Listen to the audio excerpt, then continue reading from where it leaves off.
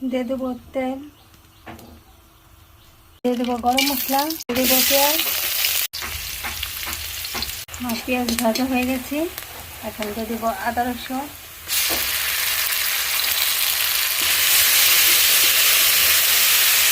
দিয়ে দেবো পানি। মশলাটা কষাতে থাকি। আমার মশলা এখন তেল ছেড়ে দিয়েছে, এখন আমি মাংস দিয়ে দেবো।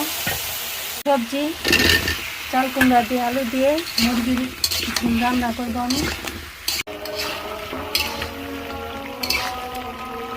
আমার মুরগি কষানো হয়ে গেছে।